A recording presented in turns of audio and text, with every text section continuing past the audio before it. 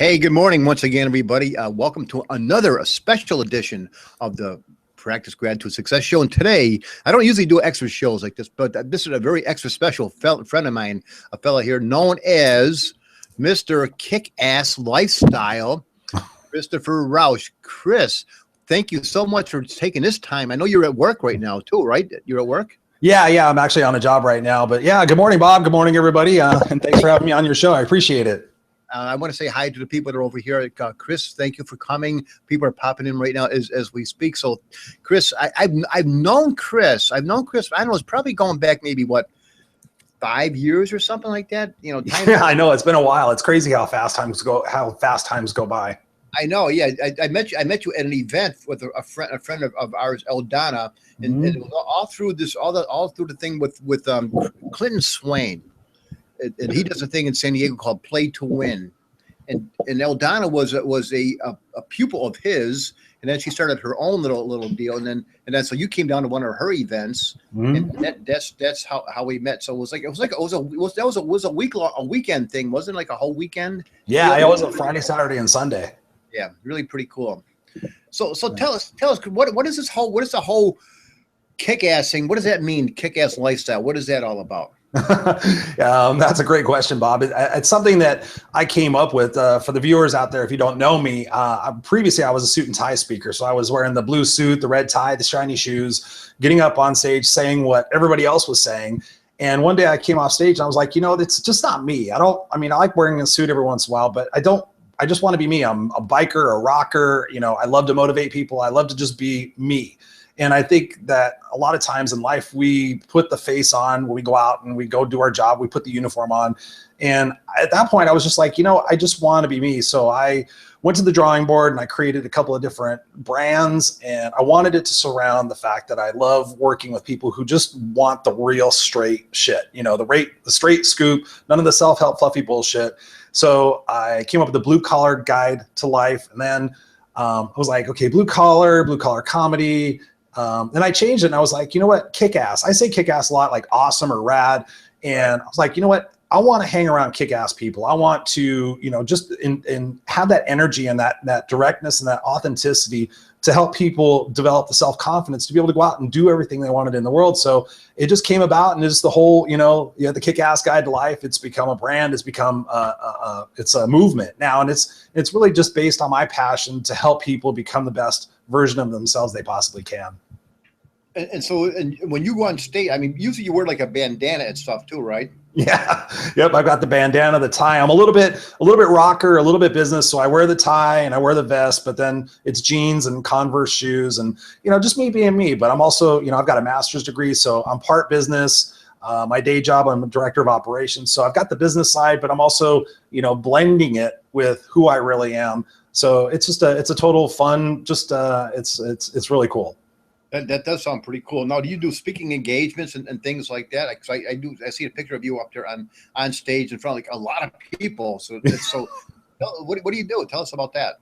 Yeah, thanks, Bob. It's a passion of mine. Back in 2008, I went through kind of a metamorphosis in a way. I came back from a funeral, and we've all been to funerals. And for me, I was sitting in the back of the church that day, and I was watching everybody go up there, and they were eulogizing this lady who passed away. And I thought to myself, if I died tomorrow, what would people, first of all, who would come and what would they say about me? And back in 2008, I'm known for being sarcastic. I'm known for being fun and just having a blast, but I'm also known for being serious. And I thought if people showed up at my funeral tomorrow, they'd probably say, Chris was a jokester. Chris had a lot of fun. Chris loved music. But that wasn't enough for me. So I went home and I wrote my own eulogy. And God is my witness. I wrote it down. And the gist of it was that Christopher Rausch will have fought for what was right and what was fair.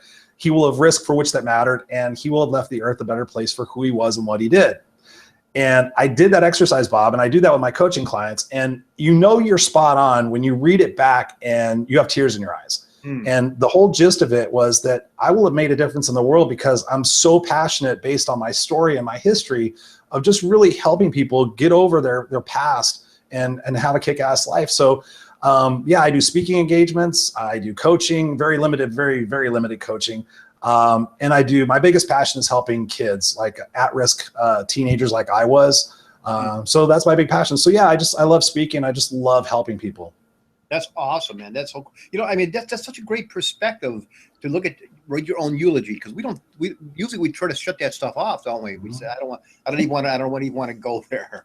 Yep. I've actually had coaching clients, because I believe in, if you have I mean, it's so stupidly simple. That's why I say, without the self-help fluffy bullshit, because I'm not going to spend a lot of time trying to sit there and make people get engaged. It's like, okay, here's the fastest route. What is the end goal? Where do you want to end up? Do you want to end up old and lonely, bitter about life, or do you want to end up with people around you and great things and great experiences? So yeah, but people don't want to think about that. And that's the crazy thing, because I know it's uncomfortable, but once you get comfortable with being uncomfortable, there's nothing that can stop you. And one of my events that I had a couple of years ago was how to create an unstoppable attitude for personal and professional success. Because what I do is I sit there and say, okay, what are the roadblocks? What are the limiting beliefs that you have? And how do we get you to get to the confidence where you're like, you know what, I'm going to go for this. And if I quote unquote fail, it's not really a failure. If I don't try again, it's a learning opportunity. So it's just, I'm super passionate. You watch in the next, however long we talk, I get more and more fired up. Oh, that's cool. Hey, Chris, what's the biggest limiting beliefs that you run into people that most people seem to have? The most limiting belief, honestly, is a lot of it goes back to conditioning. When from the age of 0 to 5 years old, that's when we really become the people we're going to become. And through those processes, when you think back about it, you establish these beliefs about yourself. The teachers around you, like, oh, you're stupid, you can't sing, or you'll never be good at that. You should do this. So all of that baggage, we continue to grab that baggage as we go through life. Like, oh yeah, my parents said I would never be good at this. So my biggest limiting belief with people is they just don't think they can. And I introduce a word called perhaps, because like if somebody says, you know what, I can never speak in front of people. I've had people like just tremble in front of me at the thought of it. I'm like, okay, perhaps you could speak in front of people if you've got out of the roadblocks. And the roadblock is really fear. And we're so fearful of the rejection. We're so fearful of, taking risks because we don't want to disappoint anybody. And so the biggest limiting belief is the fear that we have that we can't. And that is crazy, because when you think about it, Bob, and you know this personally from your experience, if somebody walks up to somebody and says, you know what, you have 2 weeks to live, what happens? People start to live. They don't exist anymore. They start to live. They go, you know what, I have nothing to lose. I'm going to go jump out of a plane. I have nothing to lose. I'm going to go ahead and do these things. And they start really living. And studies show that people have been diagnosed with cancer, especially once they let go of all the baggage and just really said, you know what, I'm just going to live my life in my heart and not worry about all this other crap that it's really not any of my concern. They get cured. They get better. And I'm not a doctor by any ways, but it's just amazing. People start to live when they know they're going to die, but they don't want to think about dying. And then you get to that point where you have those regrets. And I have 2 goals in life is, stay out of a hospital and no regrets, because I've talked to so many older people. When my mom was sick, I spent time in convalescent hospitals, and all of them said, because I would just ask them, like, if you had your life to do over again, what would you do? And they said, I would be the person that I am, instead of trying to be the person that everybody wanted me to be. I mean, and that's sad. So my whole goal in life is just like, be you. Whatever you do, be you. Yeah, because nobody else can be as good as you can be, right? No, we try to be something for somebody else. We try to put this face on, like, I'm going to go to work and be this charming guy, so I can get a promotion and get all these people to like us. For what? When I did the KickAss thing, I had so many people, even Les Brown, the famous motivational speaker. I spent 3 days with Les Brown. And the first day he's like, I don't get this bandana thing. I don't get this KickAss thing. I don't think you should swear. And I said, Les, I respect the hell out of you. You are one of my greatest mentors next to Tony Robbins, but I just got to be me. And I think if the world is just being themselves, what a great world that would be. So, I mean, but it's not easy. It's definitely tough. I mean, it's challenging, but at the end of the day, if I'm going to suck at something, I'm going to suck at it being me. Exactly. But I don't suck. I love that. Hey, dare to suck. That was one of the lessons in the Play to Win thing with Clinton Swain. It was a big poster up there. They would say, dare to suck. In other words, do it. Just freaking do it. Get out there and do something, whatever it is. Don't worry about sucking. You're going to get better. If you stick with it, you're going to get better at it. Yep. Get comfortable with being uncomfortable, and then nothing can hold you back. And especially the other thing about that, Bob, and for the viewers out there is, I think it was Jim Rohn or Stephen Covey said, you're like the 5 people you're around the most. Well, if you look around at your friends and they're like, don't do that. That's stupid. And don't take risk. And, that's a safe job, or that's a stable relationship. But in your heart, you're supposed to be doing something else. Then you need to get different people around your life. And that, even in family members, I hear so often, I'm like, okay, tell me about the people you're around. And usually the people that I coach or I'm mentoring, they're like, oh, well, this person is like this. I'm like, I hate to tell you, but if you want to excel, you got to get around people who are brighter and smarter than you. And your success quadruples. It's amazing. It is amazing. That's probably why people spend big money to belong to country clubs. You say, like, why do you want to be running around with all these people? Well, because you're just the association, being around them, just the process of osmosis. Mm-hmm.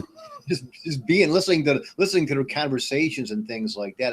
It's just amazing. Mm-hmm. So true. You know about it. Oh yeah, and it's right now it's so easy for us because it's everywhere. Just go on the friggin' YouTube if you want. If you don't have any friends, as long as you have an internet connection, go onto YouTube because everything it's there. Just stay on the right side of YouTube. Don't go into. It's amazing the technology right now, Bob.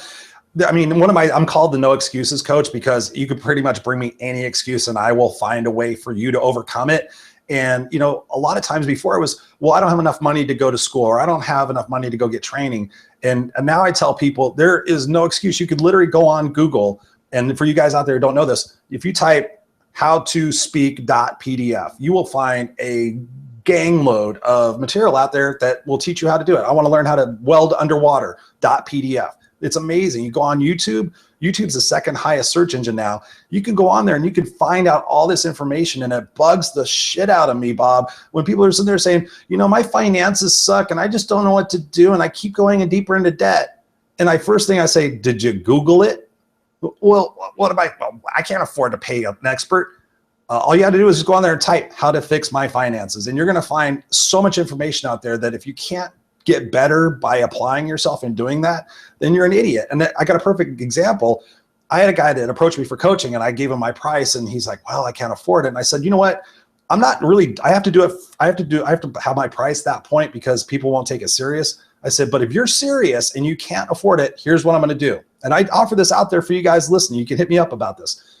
I gave him 5 books to read. I said, if you read each of these 5 books, and I tell you what, as an accountability, because that's the most important thing, if once a week you email me and say, okay, Chris, I read chapter 15 from Tony Robbins' Awaken the Giant Within, and I learned these things, and this is how I'm going to apply to my life. I will reply to you for free and say, hey, that's great, or here's some tips. But that person, and he may be watching, didn't take it serious. I'm like, that's exactly why I don't coach that much anymore, because unless people have skin in the game, they're just like, oh, I didn't have time. But, oh, did you watch House of Cards? Oh, yeah, my God, it was so great. And I watched 10 episodes at once because it's on Netflix. All right, well, then you're an idiot. Yeah, I don't even know what that is. But yeah, I don't watch much TV. I watch some comedy here and there just to give my brain a break. But I'm about living life while I'm alive. Absolutely. So now, Chris, you live up in the LA area or Orange County, or where do you live up? I live in Riverside. Riverside. Okay. All right. Yeah. I moved out there to get away from Orange County, and now everybody from Orange County is moving to Riverside. So now I got to figure something else out. That's pretty awesome. And so how long have you been doing this coaching and speaking and things like that? 2008, you said? No, actually, I've been speaking. I've always been outgoing, and I wanted to get into music and be a rock star. I love music and I love helping people and inspiring people.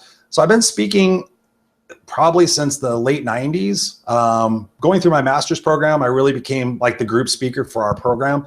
And then through industry events and stuff like that, I was the co-chair for a couple of associations. And then I just decided, okay, I suck at music, but I could still get on stage and I could still take my story and the things I've learned from 30 years in personal development and help other people, not waste their life. So yeah, I've been doing it professionally since 2008, but I did it way before then. Okay. Now, Chris, have you had any personal challenges growing up as a young guy? Do you know my story, Bob? Let's hear your story. Let's hear it. Yeah, I mean, I'll give you the Cliff Notes version of it because it's pretty long. But essentially, I was born to a mother who had various psychological disorders and dependencies, if you will. Didn't know my biological father, and found out later on he was married with kids, so they were having their little tryst. And grew up here in Southern California in Inglewood for the first about 6 years of my life, which is predominantly a Black neighborhood. So I learned about discrimination at a very early age because I was the only white kid in the neighborhood. And then just throughout the years, you know, just physical abuse, mental abuse. I hate even actually talking about the story anymore because it's so long ago, but mental and physical abuse, got the shit kicked out of me quite a bit. And then on May 10th, 1982, when I was about 13 years old, 7th grade and junior high school, we lost our house. Didn't actually lose it, but my mom got us kicked out because she spent a bunch of money on trying to save her cat who died anyway. So we wound up living in the family station wagon for the next 4 years, and with 18 cats and 4 dogs, by the way. And yeah, those 4 years were, I tried to commit suicide twice, but fortunately I sucked at it. Drugs, alcohol, gangs, fighting, stealing, everything like that. And finally came to a point where I realized, you know, everybody gets that fork in the road. And I said, okay, listen, either A, I'm going to wind up dead or in jail, or B, I'm going to get out of here. And I kept trying to take care of my mom and, you know, not leave her there. And I finally, it's the big lesson I teach people is I had to take care of me. I had to put me as a priority, and I went on a path and I got around the right people, and I went back and got my GED. I started going to community college. All my friends told me I was stupid. And I said, have a nice life, and graduated with my master's degree, bought my first house in 2000. I own 2 houses now. I've been successful in my career here. I've been director, 23 years here. I've got an amazing life, amazing wife, amazing friends. So yeah, I mean, that's the very condensed version of my life, but I wouldn't trade it. Love that. So that's the kind of energy and passion and story that you can bring to young people growing up, because they probably have excuses too. Oh, I can't because I had a tough time, tough upbringing, and that's how you can relate to them, huh? Oh yeah. Oh yeah. There's a video on my YouTube channel from, I think it was last year. I spoke at a foster youth event. I was the last keynote. It was funny. I was a celebrity speaker, but I'm not a celebrity really. So it was all these actors before me. And it's one of the greatest videos I'm proud of because I didn't use any notes. I just spoke from the heart. I've got ADD on crack, in case you guys can't tell. So, I'm spun. So I use PowerPoint to keep me on track. I usually use one word or a picture just to keep my mind on this path. And I just went up there and I said, you know what? I'm just going to speak from the heart today.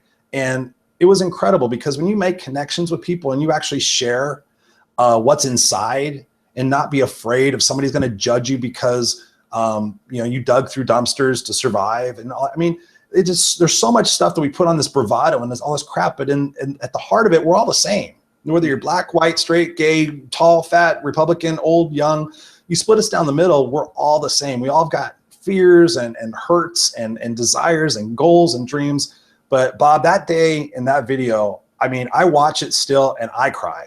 And I showed it to my mother-in-law and she was just like, wow. And these kids afterwards were engaging with me. They're like, oh, can I ask you a question? Why didn't you hate your mom? And I'm like, it wasn't my mom's fault necessarily. I've grown to understand, her psychological side of it. But, connecting with people is amazing, especially kids, because they have so much against them right now. It's unbelievable.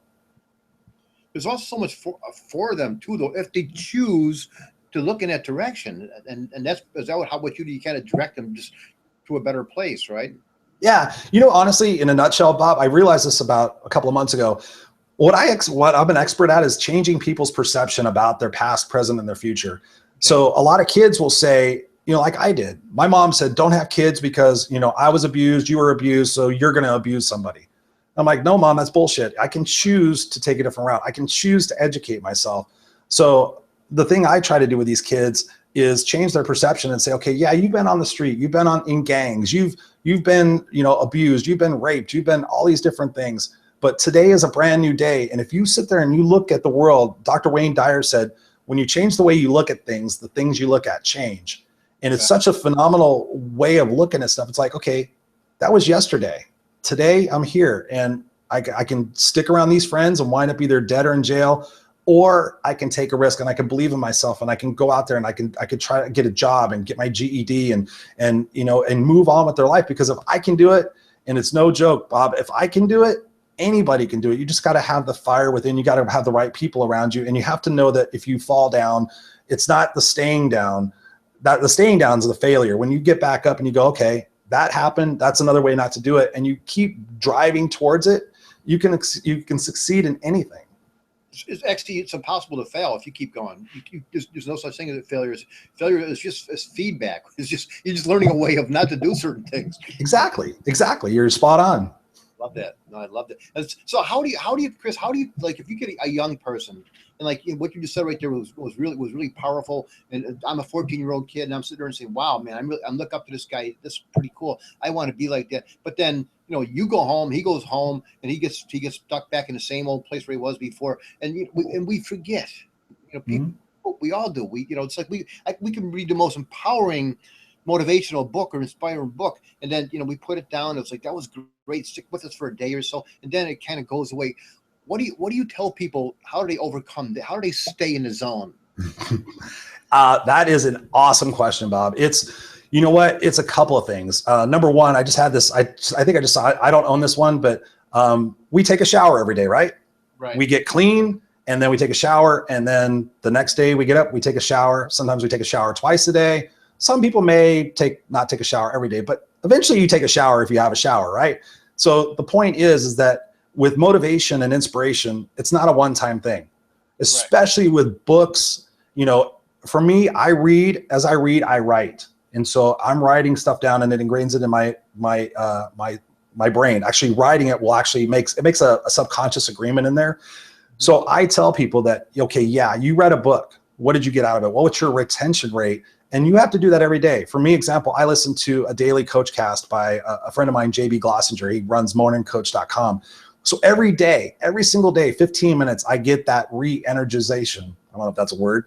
I get energized again. I listen to podcasts. I listen to audiobooks. I read stuff. I'm constantly, even after 30 years of doing this, I'm constantly bringing that back into my brain, because this is where I'm authentic. I tell people I have bad days and bad weeks and even bad months where I'm just like, you know what, screw this. It's not worth it. It's bullshit, blah, blah, blah. I should just, I should give up trying. And, I've already been successful. So I get down too. And that's part of the journey. And some of the things I tell people, like I was just mentoring a 16-year-old kid. And I said, you know what, I can talk to you until I'm blue in the face, and I can tell you everything you need to do. But ultimately, if it's not here, then you need to go through that journey yourself, and you need to fall down and make those mistakes, and you need to just keep me in the back of your mind. And that's why I tell people now, I plant seeds. Right. So I plant seeds, and eventually I get people 5 years later like, dude, when you said that you're only limited by the parameters of your own mind, I didn't really get it until yesterday, when I thought, I'm the one that's doing this to myself. Because we sit there and blame everybody else. Oh, it's my parents' fault, it's society's fault, it's the president's fault, it's all these people's fault. And nobody stands up and goes, you know what? I'm the one that's choosing to believe it. Hello, it's me. And that's one of the big things I do, is I get people to accept responsibility for, okay, yeah, you were abused 40 years ago. Not to be mean, but get over it, and let's live today. Exactly. Yeah. So many people just they stay stuck in a place. I did a show yesterday. I was just telling a little story about how, because I wake up in the morning and I've got my gratitude journal. I'm totally into the gratitude thing, because it's free. Gratitude is free. It's easy. It's like the simplest thing I've ever seen in my life, where you can, if you practice that and you put your mind in gratitude, it's impossible to have some bad thoughts.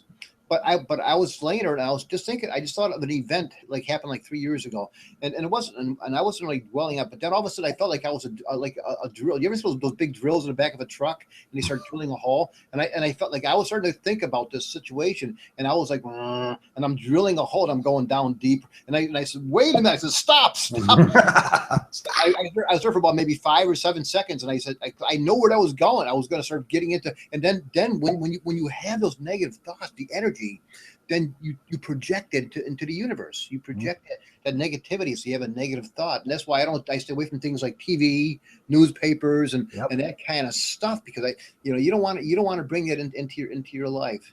Nope. I stopped watching the news and politics probably about 5 years ago, and I was a news junkie and a political junkie. And I found myself yelling at the TV, literally yelling at the TV. I'm like, what am I doing? I'm not going out and making a difference. I'm not protesting. I'm not wearing a sign. I'm not calling my congressman. Stop watching that and just focus on what I can do, because you're right. I mean, I'm listening to some of this political stuff right now because I'm just like mortified at what's going on. And I keep telling myself, I get drawn in. I'm like, oh, maybe I'll just watch the Republican debate and I'm like, no. I'll make a decision when it's like, 2 weeks before election. But, to your point, Bob, this is something very critical about gratitude. And people take that for granted. Like, oh yeah, airy fairy stuff. But the other day I've been having back issues. I got spinal stenosis. I got a bunch of stuff going on, and it's just hereditary. And I find myself, I'm a go-getter, and now I'm having to realize, okay, Chris, you can't ride roller coasters anymore. And, yeah, it's going to hurt. But I've also got a friend of a friend who I knew back in the 80s. I found out he had a simple accident in his house. He tripped over his daughter's small wooden table, and a piece of the wood severed his spinal cord. And he laid there paralyzed for 24 hours or 12 hours, paralyzed, screaming for somebody to come help him. And the gardener finally came in through the window, called 911. But my point is, I was sitting there walking my dog, and I was wincing, and I was bitching, and I was just like, this sucks, and this is not fair, and I take care of myself. And it just totally, just like you said, just going down the rabbit hole. And I stopped, and I said, you know what, Chris? There's a guy laying in a bed right now who cannot feel his shoulders. He would trade in a second to have your pain. So shut the hell up. Right. And I kid you not, God is my witness. I was like, you know what? We're walking. And if it's just, you have to change your perception about your situation and realize there's so many other people out there who have it so much worse. I had a guy last week was complaining about everything. Well, you just don't understand, Chris, and you're Mr. Positive. And I said, did you by any chance go to a place in your house today and turn a faucet and hot water came streaming out of the wall? And he's like, well, what do you mean? I said, think about it. You have hot water anytime coming out of the wall for you. There's kids that are drinking water with mud in it. Right. Shut up. You're right. You have to walk miles to get it. Yeah. It's just about perspective. When we change our perspective, when we change our attitude, everything else follows. It is. I mean, and you said that earlier. That's the key. If you can get somebody just to change the meaning that they assign to whatever it is that happened, just change the meaning. What does that mean to you? That means now you can just focus on. Well, now that means that that sucked. However, now I'm going to go this way. The arrows are going to be pointing up. So it is that simple. It really is that simple, isn't it? It is. It is.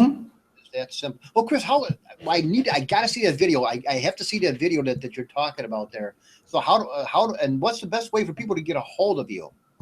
Thanks, Bob. It's really super simple. It's ChristopherRausch.com. RAUSCH, ChristopherRausch.com. If you don't remember that, just go to IamKickAss.com. It's all one word. YouTube page is right there. I think the video I'm talking about is like the featured video. Honestly, I've taken a step back in the last year and a half from speaking and coaching and like actively pursuing it. So I'm pretty sure that's the video up there. It's not because I don't want to. It's just I take my own little breaks myself to make sure that I'm doing things for the right reasons and everything. So, but yeah, it's just ChristopherRausch.com. Okay, cool. Yeah. I mean, like you said earlier, you got to take care of yourself. If you're not at that place where you want to do things, so, sometimes we shouldn't do those things, and then just take care of number one. Take care of number one first. Get yourself right. Get yourself straight. Super huge, Bob. It's so important, and people think that they have to do things. It's another thing that I teach. It's like, do you either have to or you want to? And most of the times they're like, oh, I have to do this. I have to do this. I'm like, no, you don't. You don't. I have to go to my job. You don't have to go to your job. You can walk into your job and quit. You don't have to. You choose to. So if you're miserable, then you're choosing to be miserable. I did that with a vice president of a company, huge company. And I said, listen, I've known you for a while and you've been complaining about the same thing, but you're choosing to be miserable. He's like, no, I'm not. And I said, you can quit your job. He's like, I've got kids. I said, I understand that, but are you actively looking for another job? Well, I'm too old. Well, look at all of your excuses. So if you got fired tomorrow, what would you do? Just curl up in a ball and not do anything? Oh, if I got fired tomorrow, I'd probably have to. I'm like, okay, see, change your thinking, change your outcomes. I love it because your approach is so simple and it's real. It's not just mumbo jumbo or something. These are things you can do. Here's some steps you can take, but do it. Do it. You got to take those freaking steps. It's so amazing. I mean, Bob, that's why I go back to that, without the self-help fluffy bullshit. It's just, okay, are you serious? Do you want it? And I've honestly learned, and I will share this with everybody, even you, I take it personally if somebody comes to me for help and I give them everything and they still don't change. I took it personally. I was like, maybe I'm not that good at this, and maybe I'm just full of my own shit, and maybe, it's all. And then it dawned on me that really, even for myself, that until Tony Robbins teaches this, I can't take ownership of it, but you either avoid pain or gain pleasure from every decision you make. And until something gets so problematic that it hurts so much, that's when people take action. So what I really try to do is I use visualization to get people like, I got a guy to quit smoking. I said, you have any kids? And he says, yeah, I got a 4-year-old daughter. And I said, do you want to see her graduate high school and walk her down the aisle? He goes, yeah. And so I did a couple of exercises with him and he quit smoking. I said, you're choosing cigarettes. You're choosing to die before you take care of your daughter. He goes, no, I'm not. I love my daughter. It's the most important thing in the world. I'm like, well, you're smoking and you could not get it, but you could possibly end your life soon and not see your daughter do that. Is it worth it? Do you want to be sitting there gasping for your last breath, thinking about, oh, hey baby, I'm sorry, but daddy chose cigarettes over going to your wedding. I'm sorry, you just got to change that. But I know now that if I can get people so far, but unless they really have that burning desire to change, they're not. They're going to sit there and say, that's why I stopped coaching. They're like, oh, I'm seeing a life coach. And they would come to me and like, okay, I'm serious. I'm like, okay, here's the 10 things you need to do. Well, I could do 2. I'm like, you're not serious. Go away. Right.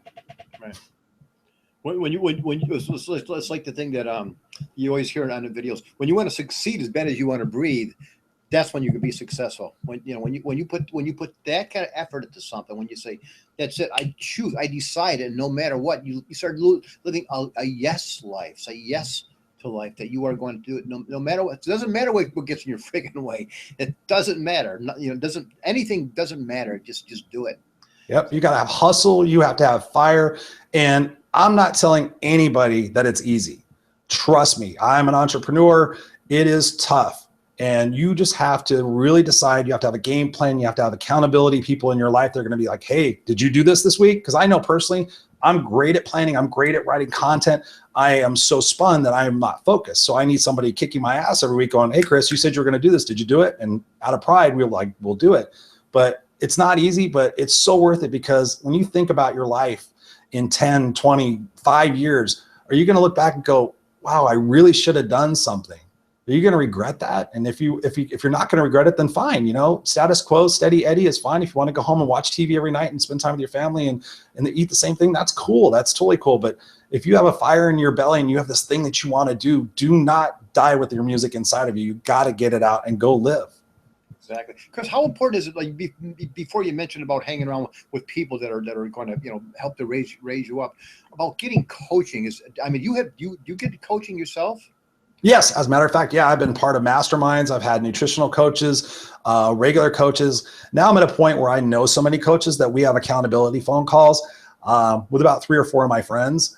But yeah, it's so important. I mean, it's crazy that people don't want to. People will spend more time planning their tailgate party than they'll plan their life. They'll spend more money doing all that stuff, and it blows my mind that, well, okay, I don't want to spend $175 an hour or spend $1,000 for 3 months or whatever it is to make my life better. But they do all these other things, and you have to make that investment. And one thing that I came to the, I remember dog. Yeah, that's Charlie. Oh, I'm like, there's something in my ear. I realized that for myself. I was joining a mastermind, and I looked down at the price, and my immediate reaction is like, oh, I can't afford that. Right. And then I thought, you know what? If you have this passion, Chris, to be the speaker and a coach and do all these different things, write books, if you can't make that investment in yourself, not an expense, that investment in yourself, and you can't earn that back plus $1, that investment plus $1, then you have no business following your dream. And I signed the check and I put my credit card on it, and I never regretted it. It was a phenomenal experience. And it grew me in so many different ways, making that investment. So, if they want to look at it and go, oh, I can't afford coaching, because it blows my mind. People do that, but they spend money on cable every month, and it's like, all right, that's cool. That's your thing. Choice. It's a choice we make. Sacrifices, compromises. What's more important to you? Being able to say that you watched 10 seasons of House of Cards, or getting your life together and being a great example for your kids. Right. That's so funny. I never heard of House of Cards. Yeah, I guess it's popular. I've never seen it. So it's just you say Christopher J. Rausch? No, just Christopher Rausch. RAUSCH, ChristopherRausch.com. On Facebook, YouTube, Twitter, all over the place. I mean, you type KickAss, you'll find me. There's no doubt. I will put all those links inside the video that will be coming out soon after this. There will be a video of this, and it's going to go on YouTube. I'll edit it first, and I'll put your information inside of it.